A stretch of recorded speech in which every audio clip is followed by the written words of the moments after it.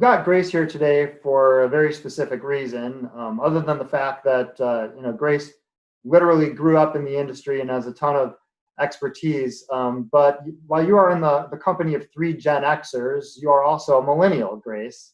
And at the very beginning of the year, Mike and Thad made the prediction that the 2020s would be the decade of the millennial home buyer. And that decade really has started fast and furious. There was an article in the Wall Street Journal in August that said that millennials now account for more than half of all new home loans.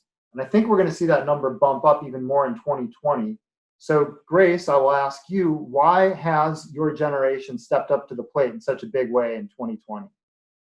First of all, it's so nice to hear millennials being credited for home ownership. I feel like for so many years we were getting a hard time with everybody leasing for so long. But Peter, I think it's a couple of different factors, right? I think millennials are coming of age, and so they're starting to have families. They need more space. And I also think, millennials, because they came of age during the recession, there was a lot of hesitancy towards home ownership for a little while. And they were kind of known as that group who likes to Airbnb and WeWork and, almost like a nomadic lifestyle. But everything that's happened this year in 2020 has really made people understand that home ownership is more important than ever. And I think that they're feeling like it's their time. Interest rates are low. Why not jump into the market now? Yeah. Mike, I want to ask you, how much of this do you think is COVID driven, and how much of it do you think is just simple demographics? This is such a big generation. I mean, I definitely think you can attribute it to both. But when you look at the millennial generation, they are larger than any other living generation, even the baby boomers.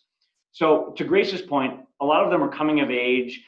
They may have delayed home buying because they pushed off having kids, or they focused on their career, or they focused on life experiences before getting on their career. So I think we're seeing a shift because they're coming into the phase of life where home ownership and stability is much more meaningful than it was beforehand. And then to some extent, I think COVID definitely accelerated people's decisions to buy. Some of them may have been thinking about it for a little while, and they decided to, make the jump with the interest rates being low, and maybe after living in that 500 square foot Cracker Jack apartment or in their parents' basement, they realized they wanted something a little bit more with a little more space and a little more stability.